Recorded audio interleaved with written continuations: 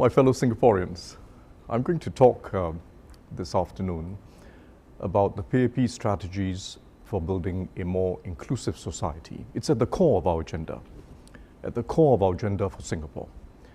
It's not new, but we've significantly stepped up our strategies for inclusivity, a fairer society, and for lesser inequalities at different stages of life in the last 10 years. Significantly stepped up, but there's much more to do in future. COVID makes this more important rather than a less important issue, because COVID is becoming a major social crisis in many countries around the world. It's fracturing societies because it's impacting some people much more than others. It's leading to a loss of hope in large parts of the population, particularly younger people in many countries. And it's with slow growth that's going to come out of COVID, it's going to lead to greater tensions between people. And we must avoid that. We must avoid that.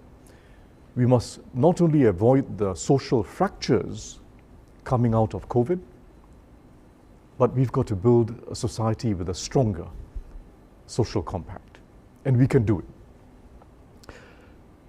The aim of all our strategies, economic, social, is to have a more fair and just society where young people have hope regardless of what social backgrounds they come from, regardless of who they were born to, regardless of how they start off life, where everyone can advance in their careers, regardless of what qualifications they start with, and where our seniors can look forward to living life fully in retirement and living life with a sense of security. And a society that tempers inequalities at every stage of life through government actions and community actions. That's our aim. That's what an inclusive society has to be, where the young have hope, everyone advances in the course of their careers, and the elderly look forward to full lives and lives with some security. It is not just a set of goals, not just about pious statements, not just a set of political declarations. This is about real programs that we keep improving, learning over time what works. Never perfect, but constant improvement.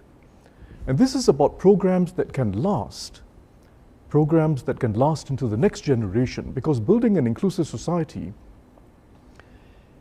is a never-ending game. It's not a short game. It's not something you achieve in 1 year, not even 5 years. It has to be continuous, dedicated effort with passion, with careful design of schemes to achieve the maximum impact, but critically, schemes, programs that can be sustained into our children's generation and beyond. An inclusive society has to last. It must never be for show. We're achieving real progress, but there's a lot more to do at every stage of life. And I will talk about what we are doing when people are very young, with the kids. I'll talk about what we're doing in working life, and I'll talk about what we're doing for our seniors in the retirement years.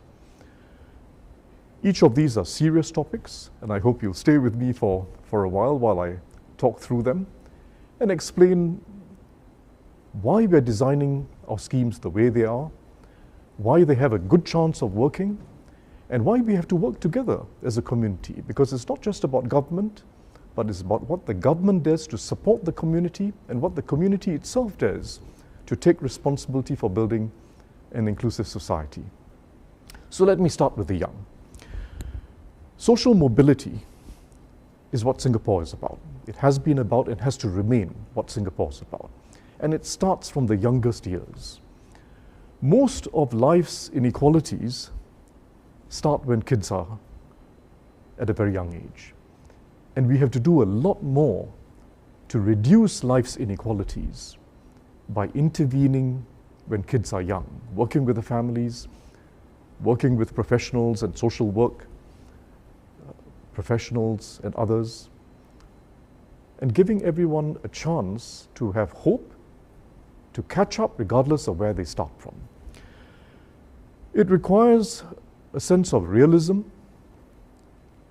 and it requires passion. I say realism because many countries have found that it's extremely difficult to lift social mobility, particularly as societies become more advanced and things settle in society.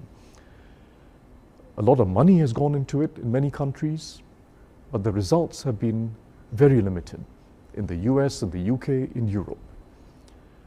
It is a difficult task. But that realism has to be accompanied with passion, dedication, perseverance. As Minister Desmond Lee put it recently, it just means we need deeper interventions, deeper partnerships on the ground with social service professionals, deeper partnerships with families to help unshackle them from their challenges, and a greater sense of responsibility on the part of all of us to want every kid, regardless of where they start, to have a good start and the best chance in life. And that's our approach, basically. We are providing opportunities for all. We are raising quality at every stage of a kid's life, preschool, in fact, even before preschool, providing quality programs in the neighborhood, ensuring that our quality schools move even higher. But it's not just about broad-based quality and not just about meritocracy, because meritocracy enables social mobility, but it doesn't assure us of social mobility. It has to be something more. It has to involve deeper interventions to help those who start with less. And that's what we're doing. It starts with the earliest years, which are critical. The scientists will tell us that. The earliest years are critical. That's when the brain develops, that's when your basic instincts are formed. We are doubling our expenditure on the preschool sector over the next few years. It's a major effort, but it's not just the resources, it's just not just the dollars and cents. We are raising the quality of the preschool sector as a whole. It used to be a marketplace of preschools with a small government-supported component. Even 8 years ago, about 30% of the preschool sector was government-supported, the rest was market-based. In 5 years' time, 80% of the preschool sector will be government-supported, with our anchor operators, PCF Sparkle Tots, My First School, eBridge, and others, as well as other partner operators. Government-supported so that costs are affordable, but very importantly, so that we have a very high level of quality. We've upgraded the whole preschool profession, teaching profession, and care profession. Pay has gone up, but career prospects are now far better in the preschool sector.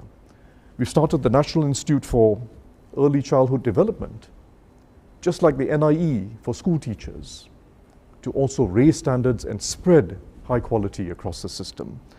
It's a major effort. But beyond that high base, we also now have deeper interventions. Kids Start is a critical program. We started a few years ago. We'll have another 5,000 kids going through Kids Start in the next few years. Major effort, not just on the part of government, but community. Bringing in volunteers, bringing in social service organizations on the ground. It's a learning journey by itself, Kids Start, because we are learning what works best. But we are determined to make every effort to help kids who start off with low-income families to have hope in life, to have confidence, and to enter primary school brimming with enthusiasm. It can be done. We are extending this through the school system. We already have a very good school system, one of the best in the world. The PISA results are instructive. We know that Singapore ends up at the top of the tables, reading, mathematics, and so on. But it's not just our averages that are high. Our children from lower income backgrounds substantially outperform children from lower income backgrounds in the advanced countries. In fact, our children from low income backgrounds do better than the average for the advanced countries. They do better than the average for Switzerland, France, Germany, Sweden. Just imagine that. Our children from lower income backgrounds do better than the average children in those advanced countries. And that is a simple summary of the quality of our system as a whole. The teachers, the principals and vice principals, the whole system that ensures that quality is spread across the system and is not just in a few schools. But again, we have to do more than that.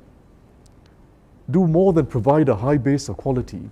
We need deeper interventions to help those who are falling behind, just like we do in the preschool sector. Today, we have the smallest class sizes and the highest expenditure for students who are further behind in their studies. That's already the case, but we're going to do more.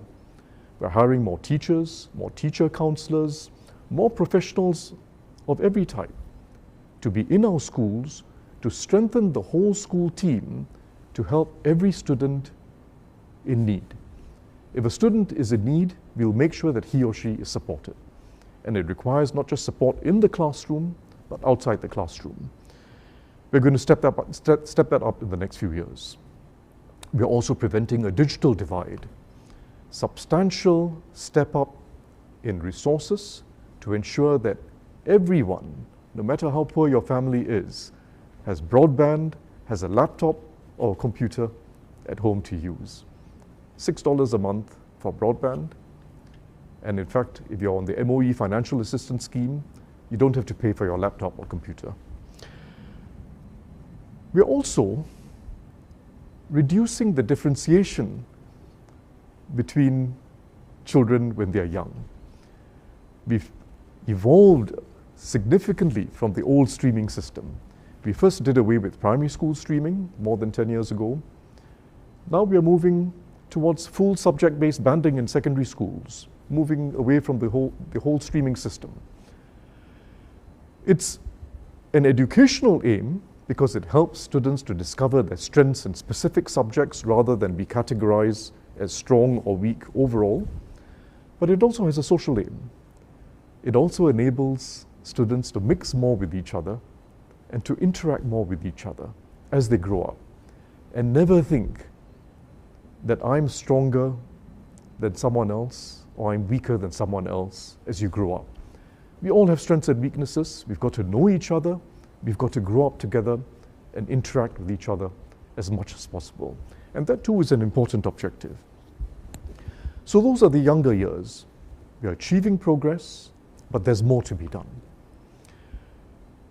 As we enter working life, we've got to make sure that every Singaporean is on a moving escalator. Everyone. Doesn't matter where you start from, but you've got to be on that moving escalator. And COVID, of course, poses special challenges.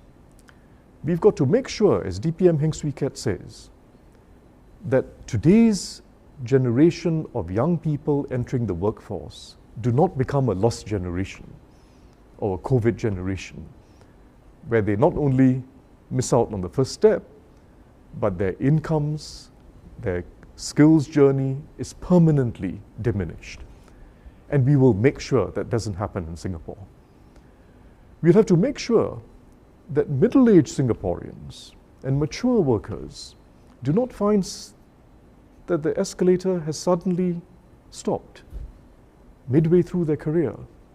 Every generation must be on a moving escalator, and we take very seriously the need for fair treatment of our middle-aged and mature Singaporeans in the job market. Employers will not be able to give easy excuses for not hiring a middle-aged or mature Singaporean. How are we doing this? It's not just by rules. We are doing it through a massive effort to invest in skills of every Singaporean. Young, middle-aged, mature. No country has embarked on it on the scale that we are doing today. A massive infusion of skills at every stage of one's career. We can do it because we have a system that involves a tripartite partnership, and we have a system that involves not just government resources, but the trust that if you go through skills training, something good is going to come out of it. You're going to be able to get onto a ladder in your career that sees improvement in wages, improvement in responsibilities, and how much we can each contribute in our careers.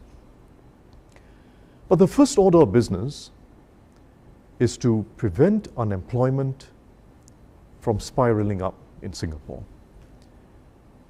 Keep it low. This is a critical, immediate issue. I'll give you a few comparisons because they're quite instructive. If you look at countries that, like Singapore, have had low levels of unemployment, Germany, Hong Kong, even the United States, until December, had a very low rate of unemployment. In fact, the lowest in a very long time in the US, about 3% or slightly higher than 3%. We were countries with low unemployment. In Singapore, it's still very low. Our unemployment numbers have gone up by much less than 10,000 people, so unemployment is a little above 3%. But in those countries, and I'm talking about countries which had low unemployment, it has now shot up. In Germany, it's 6.4%. In Hong Kong, it's close to 6%. In the US, it's at about 13%, although the economists say the true figure is more like 17, 18%.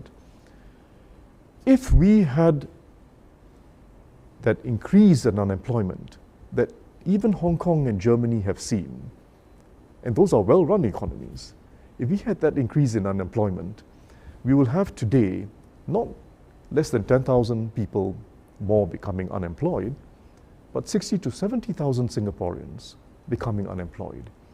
If we had the increase in unemployment that the US has seen, we would have today well over 250,000 Singaporeans becoming unemployed.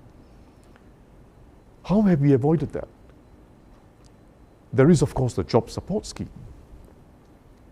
Major support for employers to help Singaporeans keep their jobs. But it's more than that, because Germany also has had a very generous job support scheme equivalent. They call it Kurzarbeit. Hong Kong has a scheme to support employers as well. We've also avoided it because there's trust in the system. Employers know the government is serious and trust the government to do the right thing to preserve jobs.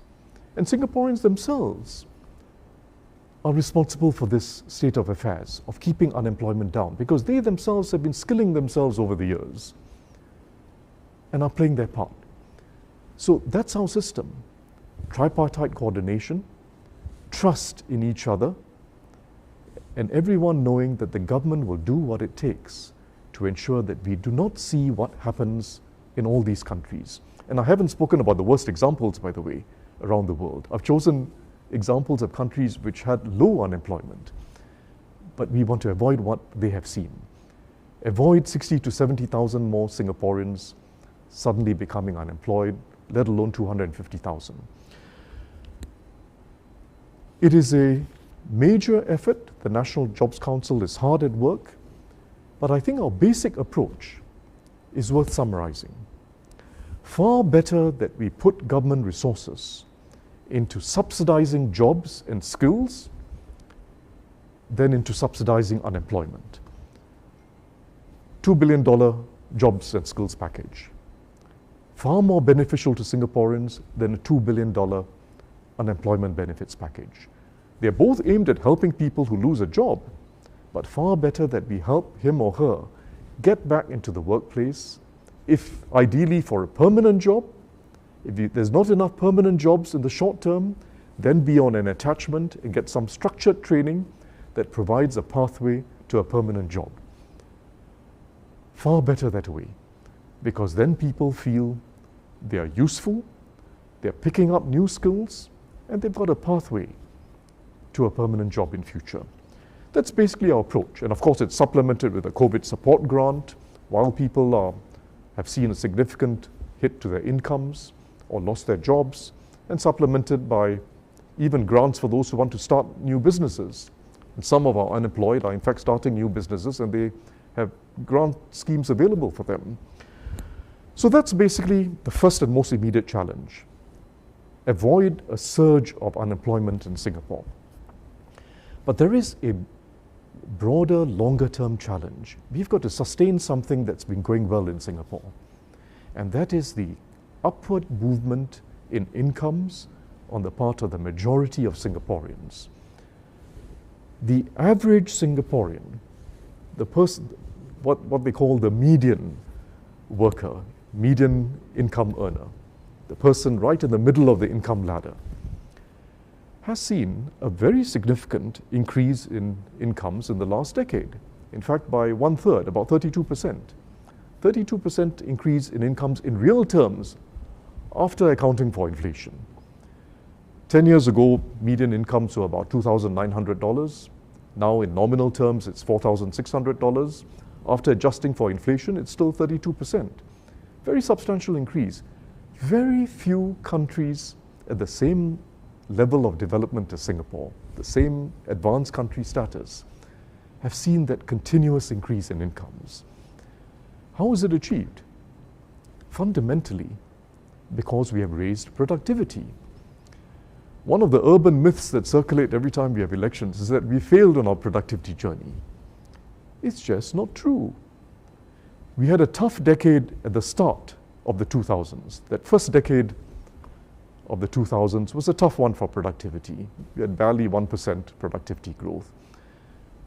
We decided to shift gears on many different fronts: foreign worker policy, incentives for firms to upgrade, including our SMEs, upskilling and skills future. And we achieved results. Our productivity growth in the last decade, we had targeted for it to be 2 to 3% per year on average over the decade. We have in fact achieved more than we expected. It has grown by 2.4% per worker, but actually if you take it per work hour, which is the best measure of productivity, it has gone up by 2.8% per year. What that means is that over 10 years, productivity went up by 1/3, just like median wages. Median wages and productivity both went up by 1/3. That's a story that is not seen elsewhere in the advanced world. And we have to find ways of sustaining it. Sustain that moving escalator that comes from continuous improvement in technologies, skills, and movement towards better jobs. There's some areas of weakness. Our construction sector still lags the advanced countries by a large margin. And we're making a major effort to re-gear the construction sector in the coming years and to create good jobs for Singaporeans. Everything from logistics planners, safety officers, machine operators on the site, machine operators off-site for prefabrication, and engineers. Many good jobs for Singaporeans. We're going to do a lot more to upgrade productivity in the construction sector. But overall, remember, this has been a success story. Productivity has moved up significantly in Singapore. We're now in the upper tier of advanced countries in our level of productivity and our level of median incomes. That is the summary of our economic strategies. We have moved into the upper tier of advanced countries in productivity and incomes. But we, again, just like we do when kids are young, we need a special focus on those who are further behind. And we have a special focus on our lowest income workers. They too have seen a very significant increase in incomes. In fact, more than the median worker, more than the average. Our workers in the lower income group, those at around the 20th percentile of the income ladder, have seen a close to 40% increase in wages in the last 10 years. In real terms, their pay of the 20th percentile worker used to be about $2,500 10 years ago. It used to be about $1,500 10 years ago. It's now $2,500. That's in nominal terms, but when you adjust it for inflation, it's a close to 40% increase. And that's before taking into account workfare, which the government adds on top of their wages, which is also very significant. For an older worker, workfare plus the special employment credit is an extra 40% on top of what the employer pays the worker. How have we achieved this? How have we achieved this very significant uplift in wages for our lower paid workers? The progressive wage model is working. We started with cleaners and security guards and landscape technicians. Now we are moving to lift technicians. The bus industry is also taking it up. And we are going to spread it across all sectors, work out practical ways with each industry where the progressive wage model can put everyone on a ladder of skills and wages. It's better than a minimum wage, which is only the first step. It is a ladder of skills and wages that helps our lower income workers move up. So this is not growth at all costs, as is sometimes claimed. It's never been growth at all costs.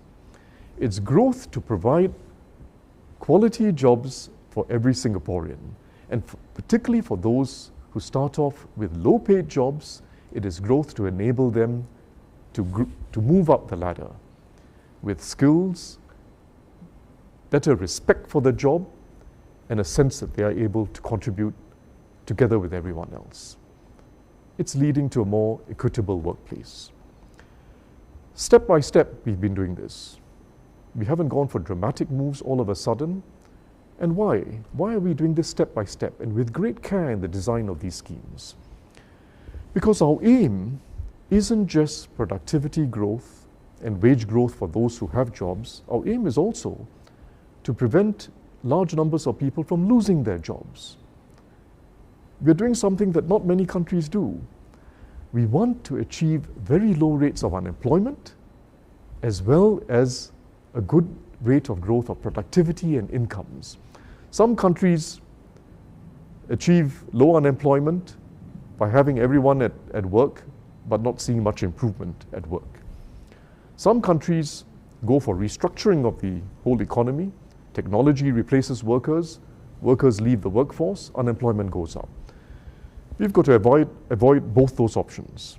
We've got to keep unemployment down, keep people at work, but help everyone move up a ladder in the course of their careers, where technology improves the job, where people's skills go up, and where wages go up.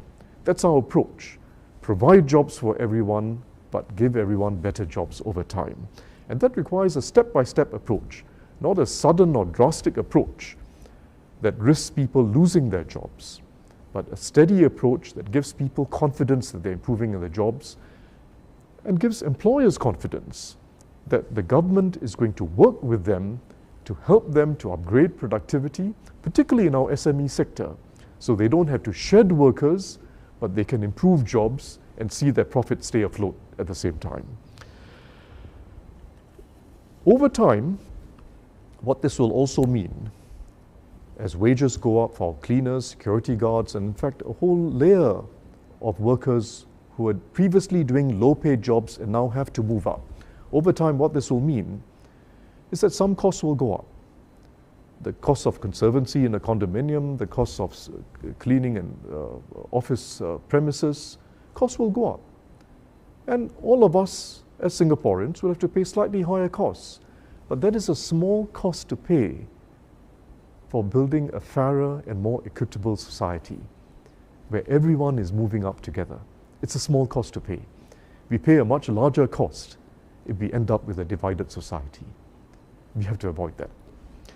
Let me move now to the third stage of this agenda, which is how we provide our seniors that sense of security and that ability to live life to the fullest, even in their silver years.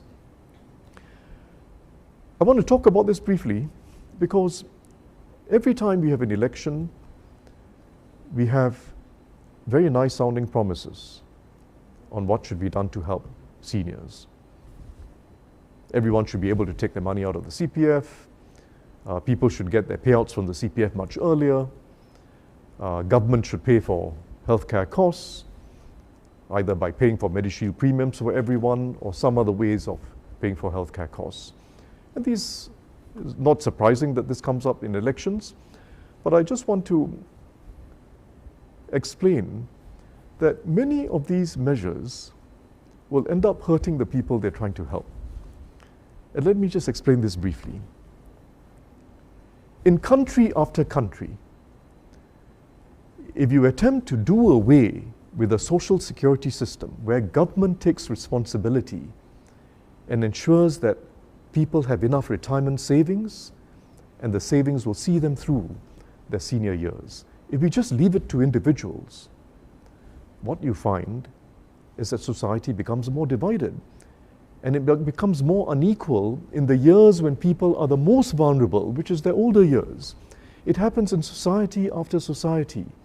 If you leave it to individuals to make decisions of their own, and each individual deciding how to invest their funds or spend their monies, we just end up with more inequality. It's happened abroad. In the United States today, because they've gone for a more market-based system, if you look at people in the bottom 20 to 30% of their population, they now enter retirement with negative net worth, which means that their debts exceed their savings. Negative net worth, no savings. Very serious situation. Same story in the other countries that have simply gone for liberalization. They face political pressures and they liberalize. Some countries like Denmark and Finland move towards providing earlier payouts from their social security system or their pension system, and they're now trying to reverse course. We must do what is in the interests of those who need help most, the lower income group and the middle income group. Provide flexibility, and we've evolved the CPF system to provide a lot more flexibility. But understand the basic rationale of the CPF system, of Medishield Life, and a lot of our other schemes in the older years. The basic rationale is that we've got to take collective responsibility for each other. We cannot leave each other to fend for ourselves. We cannot say that everyone decides for themselves and somehow things are going to end up rosy. Some people will take care of themselves very well, and in every society, the rich end up somehow being able to take care of themselves and doing better. And the poor end up in tougher straits, in more difficult circumstances. We have to take collective responsibility for each other, and in the silver years, that is most important. We have to share risks. You don't know who's going to live longer than the others. You don't know who's going to have the misfortune of having a serious illness. And we don't know who's going to be at the wrong end of life's vicissitudes. But we've got to share risk together. And that's the whole aim of CPF Life, Medishield Life, and now CashShield Life. Plus, the government providing additional support to help those in the lower income group and the middle income group in their silver years, which is what we're doing. If you look at our significant subsidies for Medishield Life for the lower and middle income groups, if you look at the extra interest rate that we pay on CPF balances, particularly once you turn 55 and beyond, it's a very significant subsidy. It's not just about people making their own payments and contributions. The government is putting in significant additional support if you are lower income or lower middle income especially. Through CPF, through Medishield Life, and through now silver support, which comes out of our government budget. And silver support, as DPM Heng has announced, is going to be significantly enhanced starting from January next year, up to $900 every 3 months, which means $300 a month. So when you Think of that system. It involves us taking collective responsibility, sharing risks, and not saying every individual on their own. It also involves the government providing additional support for the poor and the middle income group. If you go instead for a system where the government simply pays for everyone, it has great appeal of simplicity, but it leads to greater inequality. Because if the government has to pay for everyone, it means the better off people get the same benefits as the poor. And it also means, and we've seen this in so many societies, that you end up with higher taxes on the middle income group. Yes, the rich can pay somewhat more taxes, but there's no way in which the sums will add up without also raising taxes significantly for the middle income group, which is the way it is in all the advanced countries that people sometimes think of as some sort of dream society. Just look at the situation today. If you take the average Singaporean, the median Singaporean who's right at the middle of the income ladder, he or she pays about 2% income tax rate, 0 or 2%, and a GST rate. In the advanced countries, if you take the average, the income tax paid by that average person will be about 17 to 18%, and the GST rate about 19 to 20%. When you add it all up, the average person in those advanced societies pays more than 1/3 of their incomes to the government every month in taxes. More than 1/3. In fact, in the Scandinavian countries, it's well over 40%. So imagine in Singapore, our median income is $4,600. It'll mean that well over $1,000 a month will be paid to the government. So nothing is for free. When we talk about the government paying for everyone in healthcare, or the government having to subsidize all manner of other social schemes, think not just about the fact that it's costs passed on to the government, but think about who's really paying. Everyone else is going to have to pay for it, and we have to think about the fairest system of taxes and payments. We should keep to a system where taxes remain low on our middle class. Keep it that way. Of course, as every society gets older, taxes have to go up because our healthcare expenditures will go up. But try to keep taxes as low as possible on the middle class and use government revenues to help those who need it most, which is the poor, the lower middle income group, and to some extent, the middle income group as a whole.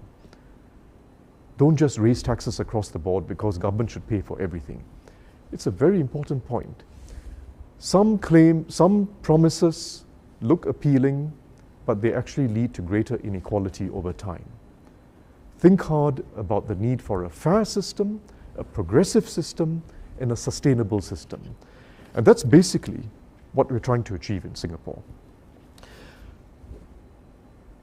Let me conclude by talking about the broader society and responsibilities that we are trying to build, besides the government policies that are involved. Government policies when you're young, when you're in working life, and when we're in our senior years. Government policies are important, and there has to be a role for government rather than leaving things to the market or leaving things to individuals. But it's also about all of us. It's about all of us getting involved by taking an interest in others, particularly those who are less well off than us, or those who come from different social backgrounds, and all of us taking the initiative. And the task of building an inclusive society post-COVID, after COVID, is going to be a challenging task that involves all of us. And I would say that we have to evolve further from where we were in the years past. You know, if you think of the most popular Hokkien song over the decades, maybe even today, Ai Pia, Cha E Ia. The most interesting ditty within the song. What happens in life is determined 30% by the will of the heavens, and 70% by hard work, or in those days, bitter hard struggle. 30% determined by the heavens, 70% by bitter hard work.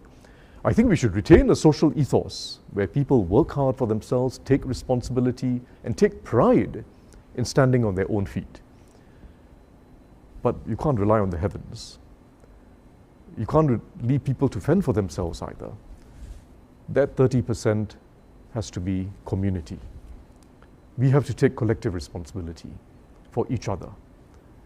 Starting with Kids Start, starting when the kids are very young in the same neighborhood, take an interest and find ways of supporting them, all the way to our silver years. We have to take more responsibility for each other. And for our younger generation in particular, this is actually a challenge for a generation. Building an inclusive society that doesn't just mimic efforts in other societies, but does it our way. Does it in a way that it doesn't impose a heavy burden on Singaporeans at large. Does it in a way that allows for initiative, people getting involved, starting their own initiatives and joining them up together. Does it in a way where we're not just doing things on our own, but we're creating a cohesive network that involves spiraling up hope, spiraling up opportunities. And I think for our younger generation, this is a very exciting challenge. What each of you and groups of you and friends can do to build an inclusive society and a green and sustainable society. Get involved in the neighborhood. Work with kids who are less privileged. Get involved in helping working adults, particularly those who've had lesser education. Get involved in helping the elderly get used to a digital era. Get involved with initiatives of your own and find ways of joining it with what we are doing. Get involved in what DPM Heng launched, Singapore Together. It's not about the government, it's about Singapore Together. Find your niche, find your passion, the areas you want to work in, and let's help spiral up a whole system, a whole society. It can be done. We can emerge from COVID not more divided, but with a more cohesive society. We can become an inclusive society that is not just mimicking what others have done.